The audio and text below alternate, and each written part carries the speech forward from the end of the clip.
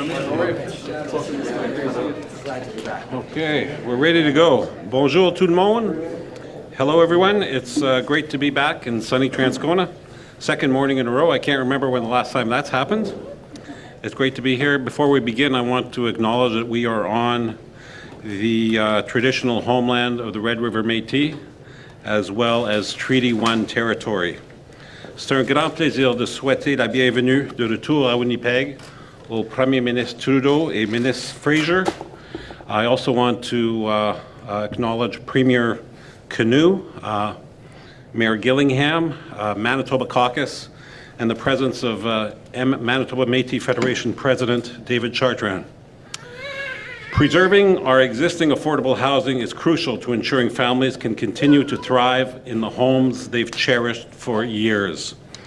These policies are not about bricks and mortar. They're about keeping families together in the places they call home.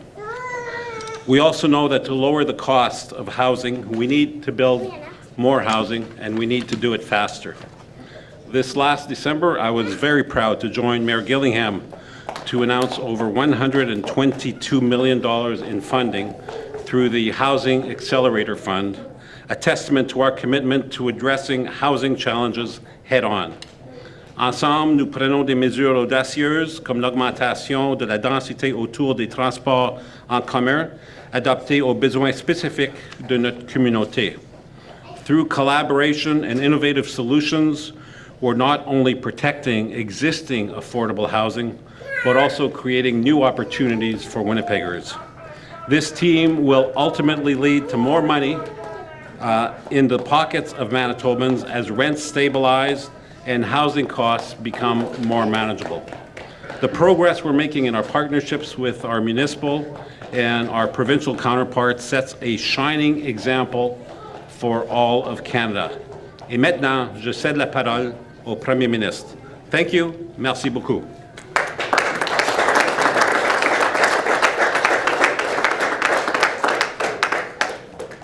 Merci Dan. Quel plaisir d'être de retour à Winnipeg. Je suis très heureux d'être ici avec toi et avec Sean pour une autre annonce importante aujourd'hui. Très heureux aussi de voir les autres membres de notre équipe libérale du Manitoba, Ben, Terry et Kevin. Also glad to highlight our federal colleague, Daniel Blakey. Good to see you here, Daniel. Merci aussi au maire Gillingham de nous accueillir ici à Winnipeg. Scott, with the $122 million Housing Accelerator Fund agreement we just signed, I know that you and your council are working incredibly hard to build more homes even faster across Winnipeg. It's always great to be working in partnership with you. I also want to highlight all of our friends here from Indigenous communities and various leadership across the country and around the community to demonstrate how important the investment in affordable housing is here in Manitoba, as it is right across the country. It's also great to be here with Premier Canoe, with Manitoba's Housing Minister Bernadette Smith as well. Wab, I know how important it is for you that we continue to fight every day for an economy that is fair for everyone. And that's exactly what we're doing today with a significant announcement that will protect and expand affordable housing. The affordable housing complex where we are today is multi-generational, meaning some units are for younger families and some are for seniors. I had an opportunity to sit down with Jocelyn and her girls a little bit earlier, but also with a pair of seniors, Marlene and Lou, who are talking, all of them, about how good a place this is to live, how affordable it is, but also the sense of community that happens here. Rents are affordable, and a good portion of them are based on people's income. And the intergenerational connections create a strong sense of community. For families like Jocelyn's, this is a good place to raise kids with peace of mind and stability. Now, this place is run by a nonprofit called the Winnipeg Housing Rehabilitation Corporation. And we need more affordable housing buildings just like this one right across the country. Unfortunately, too many of those places are under constant threat of being demolished to build condos or sold to speculators and large corporations that will increase rents at turnover. People are being priced out of their communities, and that's not okay. So we have to help nonprofits and community partners acquire units and preserve rents at a stable level. That's why we're here to announce the $1.5 billion Canada Rental Protection Fund.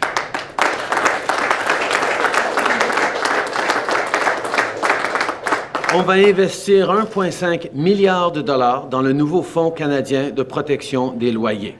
1 milliard de dollars en prêts et 470 millions en contributions. Par exemple, si un immeuble avec des logements abordables est mis en vente, ces prêts et contributions pourraient aider à un organisme d'habitation sans but lucratif à l'acheter. En faisant ça, les organismes gardent les loyers abordables et ils peuvent réaliser les travaux nécessaires et préserver les logements et les prix à long terme. The Canada Rental Protection Fund will aim to mobilize investments and financing from the charitable sector, private sector, and other orders of government in order to maximize the ability to acquire and protect affordable housing. A good proof of concept of this initiative is the BC Rental Protection Fund in British Columbia. They recognize that for every new affordable rental home that is built in their province, 4 more are lost to investors, to conversions, to demolition, and to rent increases. And this is happening in communities right across the country, which is why the federal government is acting today. La semaine passée et cette semaine, on a beaucoup parlé de mesures pour le logement qui vont être dans le budget. Et on va en avoir plus à dire encore dans les prochains jours.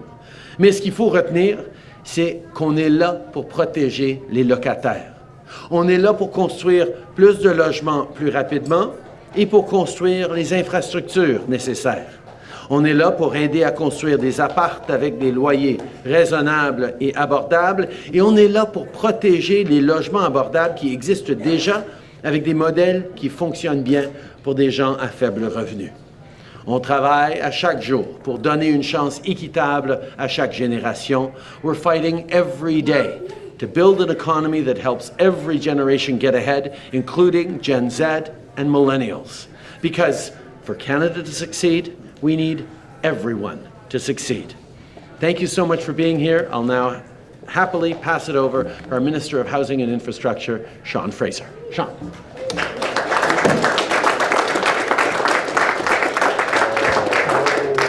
Bonjour, bienvenue tout le monde. C'est un plaisir d'être ici pour célébrer une bonne annonce, augmenter le nombre d'unités logements abordables pour tout notre pays. Before I begin, let me just say thank you, Prime Minister. It's always good to be sharing news, and it's good to be here in Winnipeg with some of my federal colleagues, Minister Van Dahl, Ben, Terry, Kevin. Good to see you guys. Mayor Gillingham, after our success in the Housing Accelerator Fund, I want to congratulate you publicly. And Premier, on your historic election, I want to say congratulations. And Bernadette, it's been a pleasure to work alongside you, and I can't, of course, leave out President Chartrand at the Manitoba Métis Federation. Just to take one moment as well, I do want to acknowledge the efforts to advocate for more affordable housing of one of our now former federal colleagues, Daniel. Congratulations on getting out on your own terms, and a few of us do in politics. But I just want to say it's been a pleasure to work alongside you and wishing you the best as you serve your province in a new role in the upcoming days.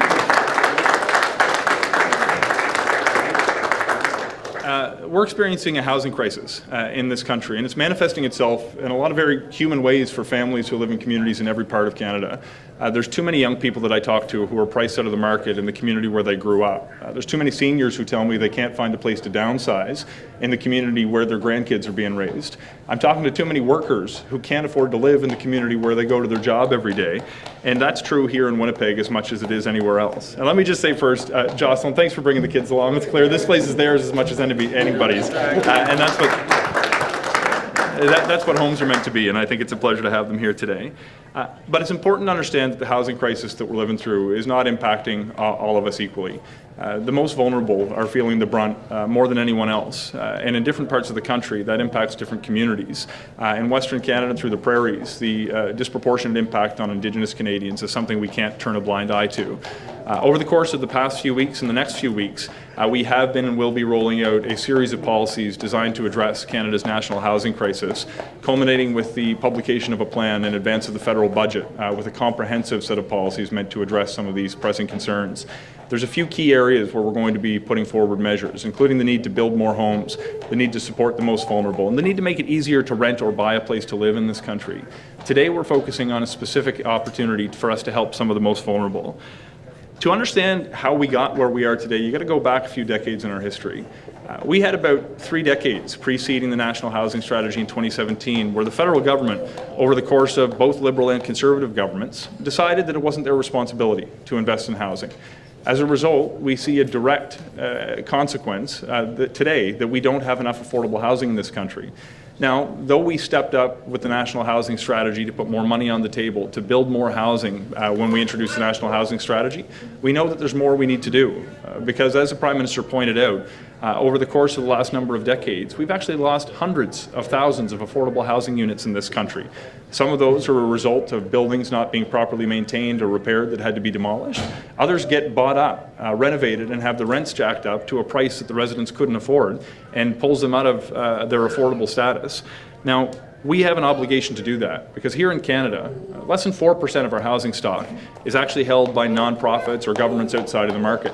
By way of comparison, advanced economies around the world average about 8%. We have a moral obligation to make sure that everyone in this country has a roof over their head and has a safe and affordable place to call home. But even if you don't buy into the moral argument, the economic argument should speak for itself. The cost of ignoring homelessness is more expensive than the cost of addressing it. When we see people who don't have an affordable place to live, they more often run into challenges in the healthcare system, which impacts the resources we put towards the strain system. They more often run into challenges with law enforcement or the courts, which comes at a cost to all of us, and more often fail to achieve their economic potential and are denied an opportunity to contribute their talents that benefits communities, not just for the individual who's looking to find a home, but for all of us. Now, we can help change that. And today's announcement of the Canada Rental Protection Fund, worth $1.5 billion, is going to put more housing in the hands of nonprofits who will not just ensure that it's affordable today, but ensure that it's kept affordable forever. This is a new strategy that we're adopting to help ensure as we build more units, we stop losing the organic affordable rents that exist on the market today. This is something that we're going to co-lead with the nonprofit sector across Canada to make sure that we're protecting the affordability that exists in perpetuity. Now, this is important to understand because the cause of homelessness isn't somebody's family history. It's not their race. It's not their sexual orientation. It's not even mental health or addictions. The cause of homelessness is a lack of affordable housing. And the solution to homelessness is to have more affordable housing. Today is going to ensure that we achieve that goal. And we have to ask ourselves, what kind of a country do we want to be? My view is that Canada should be a country where we read about homelessness in our history books, not in our newspapers. This is something that we can achieve, but it's going to take serious investments. And today we're taking a major step in the right direction. I want to say thank you to everyone who works in the nonprofit sector. It has been a tiring few years. The good you're doing to serve vulnerable members of your community is so sincerely appreciated, and we look forward to partnering with you in the days ahead. I want to take this opportunity now to introduce the Premier of this province, Wab Kinew. Thank you for being with us.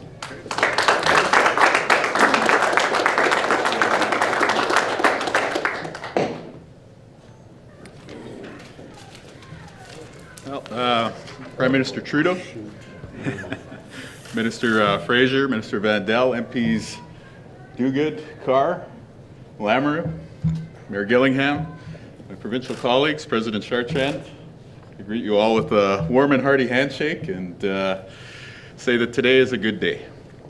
Je suis très content d'être ici pour appuyer des logements abordables ici dans le Manitoba et puis de travailler ensemble avec les autres niveaux de gouvernement pour appuyer les prochaines générations et puis aussi les générations qui ont construit notre province. I also want to thank Daniel Blakey for his service. We're here in Transcona today, and people in Transcona don't necessarily vote for a party. They vote for Blakey's. And so we're very honored that he's going to work with our team here in Manitoba, and we're going to continue that good work of standing up for people in Transcona and people right across this great province. So this is welcome news from the federal government here today, and it matches a lot of the values that Mayor Gillingham and the rest of our province are working on. The investments shared by the Prime Minister today and articulated also by Minister Fraser are going to help more people get connected with a safe place to call home. They're also in line with our commitment that Minister Smith and the rest of our team share to end chronic homelessness here in Manitoba over the next 8 years. Now, just a few days ago, we introduced our provincial budget And I'm very happy that there's a really good alignment, a really good fit between what's being announced here and what we're committed to investing right here in Manitoba this year. So in addition to what the federal government is announcing here today, I'm very happy to announce that the province of Manitoba is bringing forward $30 million this year to help not-for-profits, Indigenous governments, municipalities, and all of our partners to have the resources to acquire new housing stock or to acquire existing stock and bring those units online to help people here in Manitoba.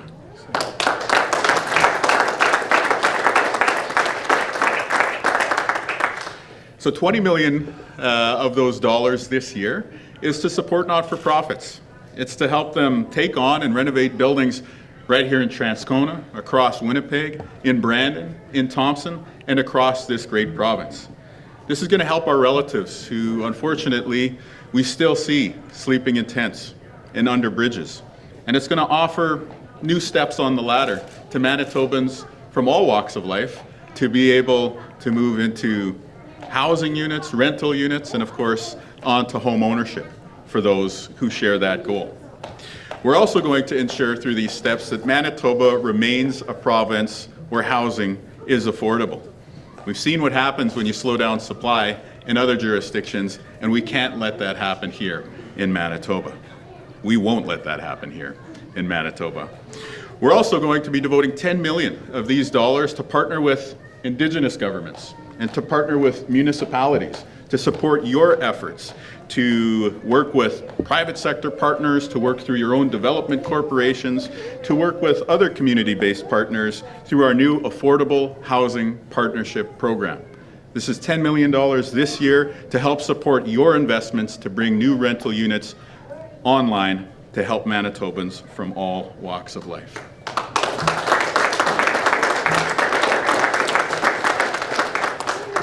So I just want to say that any day we can stand with children and families in our communities, any day we can stand with seniors is a great day in Manitoba. My late father used to say that as we walk through life, the seniors and elders in our community, they pull us forward, they call us forward. And it's the younger generation, the kids and the babies who are there coming up behind us to push us on forward through our life's journey. And I think when we look at the other levels of government, the Prime Minister, the Mayor, the leaders of Indigenous governments like President Chartrand, we all recognize that this is who we're working for. We're working for you. We're working to help ensure that you can have a good quality of life and a good place to call home. So to be able to share some of these new investments that we're making to help folks like you, it's a great honor. And I just want to say thank you so much. May God bless you.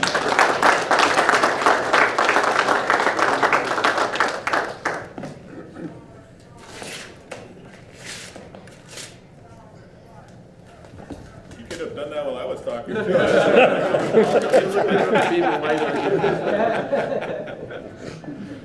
you so much, guys. Who's up next? Scott. Introduce whoever's next. Are you next? Okay, I'd like to take this opportunity to introduce the Mayor of Winnipeg, Scott Gillingham. Well, thank you so much, Mr. Premier. And I want to thank you, Mr. Prime Minister and Minister Fraser, the members of Parliament, Minister Vandell, Terry Duguid, and Kevin Lamoureux and Ben Carr. Also really good to be here with you, Minister Smith, as well, and President Chartrand and Minister Gooden.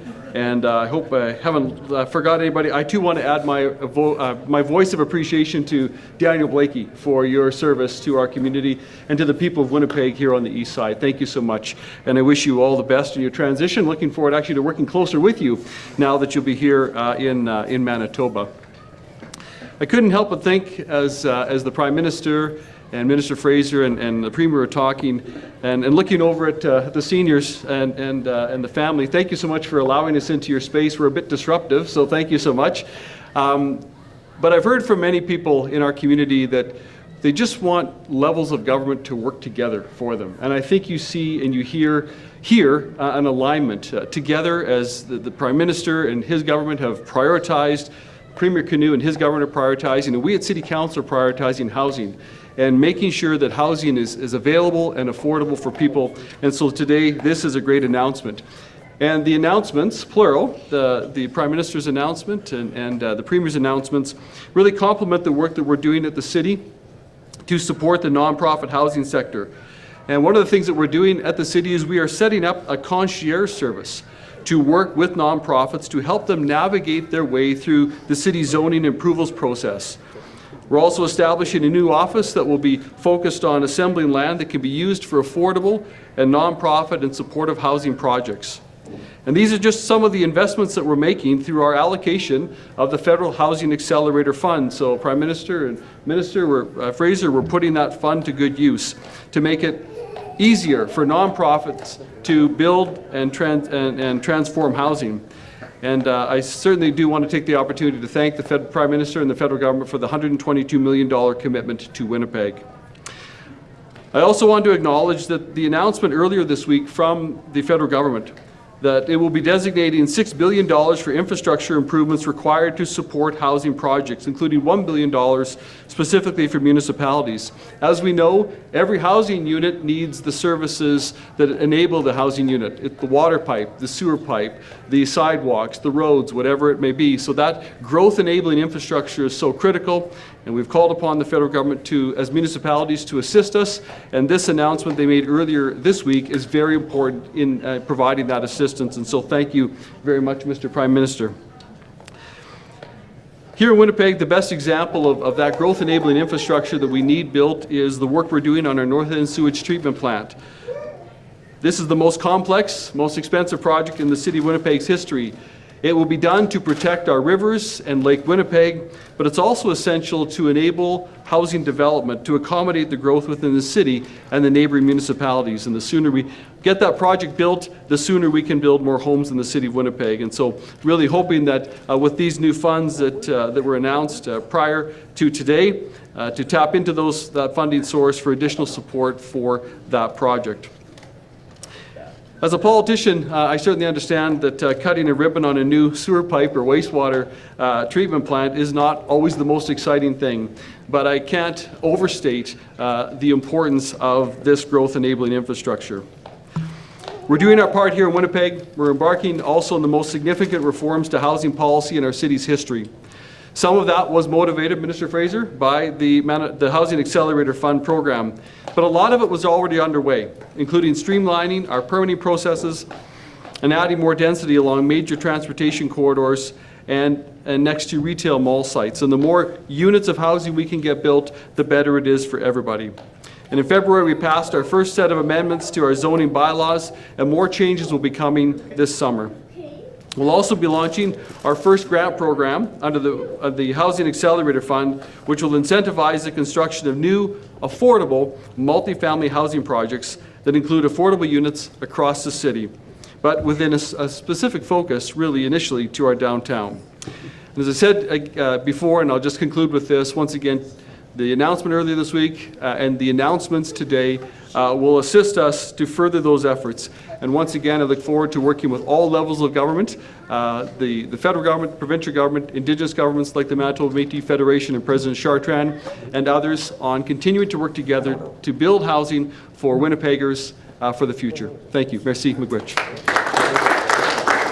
Thank you, Mayor. We'll now begin the question period, 20 minutes of questions. One question, one follow-up. First question goes to City News.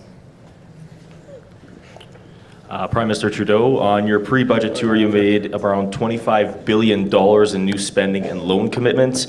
Will your government be introducing any new taxes or raising any current ones in order to pay for these promises? We've made it very clear from the very minute we got elected back in 2015 that we were going to support the middle class and people working hard to join it, which is why one of the very first things we did was raise taxes on the wealthiest 1% and lower them for the middle class.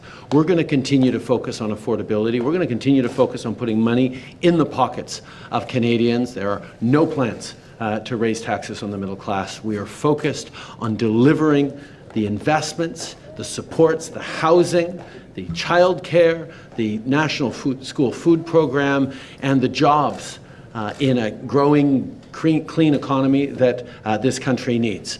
We have one of the strongest fiscal balance sheets in the G7, the lowest debt to GDP ratio. We're the third largest economy in the world with a AAA credit rating. We're going to continue to make fiscal responsibility at the core of what we do, even as we ensure fairness for every generation. Ian Fraser, CBC. World Central Kitchen is asking for a third party to investigate the killings, not Israel. Yesterday you called for an investigation. Would you accept an Israeli investigation of the incident? We need a fully open, transparent, independent, and rapid investigation into what happened. I have to directly take issue with what Prime Minister Netanyahu said yesterday when he said, well, this just happens in conflicts and in wartime. No, it doesn't just happen. And it shouldn't just happen. When you have aid workers for an extraordinary organization like World Central Kitchen risking their lives every day in an incredibly dangerous place to deliver food to people who are experiencing a horrific humanitarian catastrophe, that is not okay that they get hit by targeted missiles like this. The reality is we need much more humanitarian support to flow into Gaza, much more protection of civilians, of innocents, and of aid workers. That's why we need a humanitarian ceasefire. We need for Hamas to lay down its arms. We need for the hostages to be released. And we need a ceasefire to allow this humanitarian catastrophe to end as quickly as possible. Okay. Ce qui s'est passé aux travailleurs de World Central Kitchen est absolument inacceptable. Nous avons besoin de s'assurer la protection de ceux qui sont là pour protéger les plus vulnérables, les gens qui sont en train de vivre une crise humanitaire épouvantable. Et je ne suis pas d'accord avec le premier ministre Netanyahu quand il dit que c'est des choses qui arrivent dans la guerre. Mais non, ça ne devrait pas arriver. Ceux qui sont là pour protéger les civils doivent être protégés eux-mêmes. C'est pour ça que, oui, on est en train d'appeler pour une enquête transparente et indépendante. Nous avons besoin de clarifier ce qui s'est passé. Nous avons besoin de mieux protéger les civils et les gens humanitaires, les travailleurs humanitaires. On a besoin d'envoyer plus d'aide à Gaza, plus d'aide humanitaire, et on a besoin d'un cessez-le-feu. On a besoin que Hamas dépose ses armes et libère les otages. On a besoin d'un cessez-le-feu pour envoyer plus d'aide aux Palestiniens. Next question. Steve Lambert, La Presse Canadienne. Your government, along with Ontario, has spent a lot of money in recent years to build up electric vehicle manufacturing capacity in Canada. Do you think today's decision by the Ford Motor Company to delay the plant in Oakville is a sign that the plan needs to be reworked or is backfiring? I think obviously different companies will make decisions that make sense for them, but what we're seeing is an incredible adoption rate of electric vehicles and the manufacturing and the entire manufacturing chain that we're building up in Canada, from mines to battery assembly to auto assembly to the recycling that goes after it. Canada has seen and Canadians have seen that being lower emission in our daily lives is also good for the planet, but also good for a growing economy and great jobs. We've continued to draw in investments from around the world, and we'll continue to be there to invest in a strong future as those projects and those jobs are created. Thank you. Next question. Eric Bandera, Winnipeg Free Press. This is for both you and the Premier. What is Manitoba's carbon tax exemption plan, and was that discussed this morning? I'm looking forward to sitting down with Wab after this press conference to talk about a range of things that we're working on together. All Canadians know that we need to fight climate change in ways that support families. That's why back in 2016, we put forward a pan-Canadian climate change framework that all premiers and all provinces worked on together to make sure that even as we were putting a price on pollution, it put more money back in the pockets, particularly of middle-class and lower-income Canadians. Because fighting climate change and helping with affordability are things that even back then matter even more right now. But as I've said multiple times, Provinces are free to move forward on their own pricing systems as long as they hit the same levels and the same outcomes that are in place across the country. BC and Quebec have had their own pricing system in place. It's important that it not be free to pollute anywhere in the country. The federal backstop puts more money in the pockets of Canadians while fighting climate change in a very efficient and powerful way, but every province is open to put forward an equivalent plan, and that's what I'm happy to work on with the Premier here and with anyone right across the country. Absolutely. If I might, I wanted to just jump in on Steve's question as well. Of course, in the budget that we tabled this week, we've brought in incentives on electric vehicles and plug-in hybrids for the first time in Manitoba. And these are targeted towards the middle class and those who need the most help to be able to do the right choice by the environment. And so we're really happy that not only is this available on vehicles that are more affordable, but it's also available for used vehicles. But given the fact that we're here in Transcona today, I want to share with the good people in the room that our budget this year has a $10 million investment into NFI Group, into New Flyer, which for decades has been supporting good-paying blue-collar jobs right here in Transcona. And right now, we know that vehicles that get assembled by NFI because of Buy American rules, the final assembly happens in Minnesota. But this $10 million investment means when a Canadian transit company like the TTC or Winnipeg Transit orders a bus, that those buses are going to be assembled right here in Winnipeg to put food on the table for hardworking Manitobans. When we talk about the carbon tax, I'm thinking a lot about nation building right now. We know that the conversation has become so divisive. And coming out of COVID, and just the experience that we've all had for the past few years, I think Manitobans and Canadians are looking for reasons to come together. I think there's a broad consensus that we want to do better by the environment. I think there's an equally broad consensus that we got to find ways to make life more affordable. Everybody's dealing with the cost of living. So I look forward to bringing our plan, which is a credible plan for net zero, to be achieved here in Manitoba, forward to the federal government. This is a conversation that we've already been engaging in, and so I appreciate the Prime Minister's openness. And we've got a really strong case to make. Manitoba, for the past 50 years, through Manitoba Hydro, has built up a low-carbon electricity grid. We've got the leading zero-emission bus manufacturer just steps away from where we're gathered here today. And through the new steps we're taking to electrify and decarbonize the way that you get to work and the way that you heat your home, we've got a very strong case to make that Manitoba is going to hit net zero. And so we're going to be looking for that exemption from the federal backstop, but we're also going to ensure that we're keeping your life more affordable and that we're doing our part to solve the climate crisis. Thanks. Minister Trudeau, would you accept a exemption plan that doesn't include a price that is focused on rebates and credits and Keep going. Try to get you out of the sun. You guys have the hardest job of all today.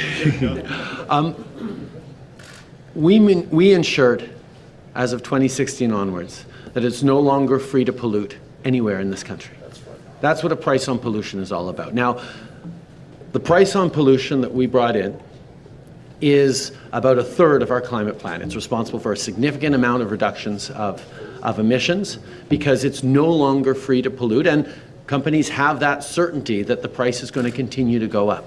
Now, a number of jurisdictions have moved forward with different measures that are different from the federal backstop that keep a price signal on pollution while they invest in renewables, why they continue to reach for net zero, and that's an important part of the entire conversation that we're having. But what remains essential is that it cannot be free to pollute anywhere around the country. Now, we see the federal Conservatives, in particular Pierre Poilievre, wanting to make pollution free again. And on top of that, wanting to take away the Canada carbon rebate checks that are delivering this year $1,200 to a family of 4 in Manitoba, which is more than the vast majority of families in Manitoba pay in the extra price on pollution. That's done to both help with affordability while we fight climate change. And I'm looking forward to discussing the details of Manitoba's proposal, because we need to move forward in ways that are right for every province, and we're always open to those discussions. That's been part of the Pan-Canadian framework from the very beginning, that provinces that want to price pollution in their own way can do so, as long as it is equivalent in impact to what's going on elsewhere in the country, for matters of fairness and for matters of shared ambition. Next question. Sierra Bettens with APTN National News. So Prime Minister Trudeau, First Nations on the prairies are out $274 million for housing because the Canada Mortgage and Housing Corporation was using outdated data. Will those First Nations be compensated? We're going to continue to work with Indigenous communities right across the country to meet the tremendous housing needs that we know are faced by communities. That's why we stepped up significantly with billions of dollars in Indigenous, particularly First Nations and Métis housing, and why we're going to continue to work to make sure that we're building those homes across the prairies and indeed across the country for Indigenous communities. Next question. Hi, Prime Minister. Marnie Blunt with Global News. Yesterday, my colleagues asked you when you saw the CSIS summary of Han Dong's conversation with the Chinese diplomat about the two Michaels, and we also asked whether or not you would be allowing him back into caucus now that that document is public. You didn't answer the question, so we'd like to put them to you again today. When did you see that CSIS summary, and will you let Han Dong back into caucus? There is an ongoing public inquiry into foreign interference that is doing extremely important work, both highlighting what is going on and what has happened within government to protect Canadians and our institutions from foreign interference, but also look at ways we can do even more, as well as reassuring the public that indeed the 2019 and 2021 elections, despite attempts at foreign interference, remained free and fair. This is the ongoing work happening right now in Ottawa, and I look forward to fully participating next week in the public inquiry.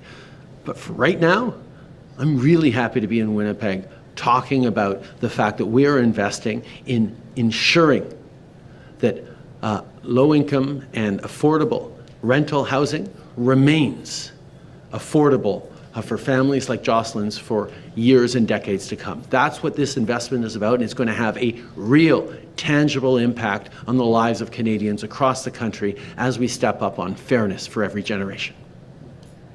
Just going back to the CSIS topic, do you believe Han Dong should be allowed back into caucus based on the contents of the CSIS document, or did it raise concerns for you? I think everyone is looking forward to the work of the independent inquiry into foreign interference and looks forward to seeing the Commissioner's reports in the coming months.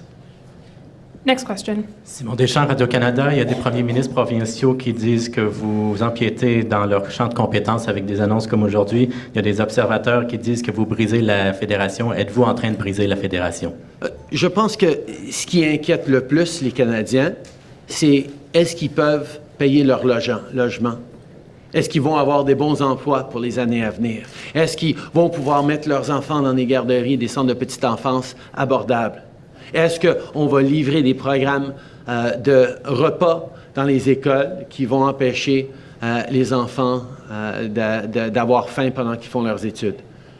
Je sais que c'est une priorité pour tous les premiers ministres de toutes les provinces et c'est pour ça qu'on est là, pour dire que le gouvernement fédéral va faire partie des solutions, des investissements qui vont aider à travers le pays. Là où les provinces font déjà la job de la bonne façon, on va travailler avec eux pour en faire encore plus. Là où les provinces doivent être encouragées d'en faire un petit peu plus, on va être là pour les encourager, les inciter et leur offrir plus d'argent pour pouvoir le faire. C'est comme ça qu'une fédération doit fonctionner. On doit travailler en partenariat pour livrer pour les citoyens parce que les citoyens s'en foutent de quel ordre de gouvernement est responsable de quoi. Ils veulent juste que leur loyer soit abordable, que leur épicerie coûte pas trop cher, que leurs enfants soient en bonne situation pour pouvoir réussir.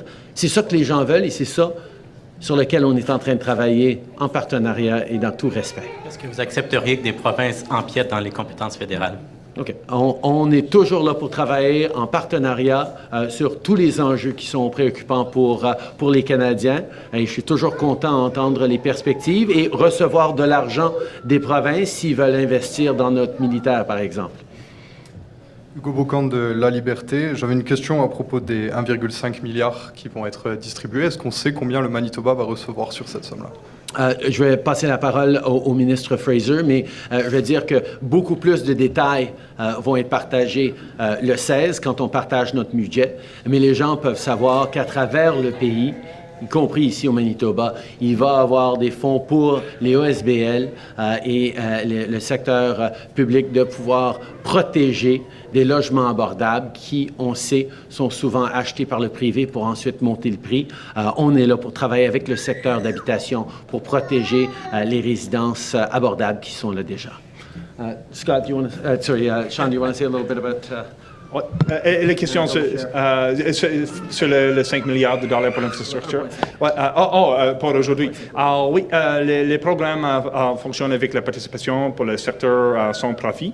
Et nous cherchons une stratégie pour travailler ensemble avec les partenariats qui ont l'habilité pour attirer les fonds privés, qui attirent les fonds de la province qui veulent participer dans le programme, et aussi les contributions charitables. Juste en anglais, français est une nouvelle langue pour moi, mais j'ai envie de pratiquer. Today, one thing that's important to understand is that there's an enormous opportunity to pull other funds into the $1.5 billion. I expect that Manitoba will get a fair share based on the projects that are available to help soak up that cash, but we may see differences between regions based on contributions that provincial governments are willing to make in this regard, based on contributions that come from private sector players that are focused on giving in particular regions in Canada, based on charitable contributions that come from people who want to see the money that they're putting forward to be invested in certain parts of the country. So my expectation is that we'll see a roughly proportionate share, but there may be circumstances that allow us to get more done based on investments that come from other parties in different parts of the country. Merci. Last question. Hi, Jeff Keel, CTV Winnipeg. You're announcing billions in loans today, the apartment construction and for daycare providers. What's the interest on these loans, and will there be deadlines to pay them back?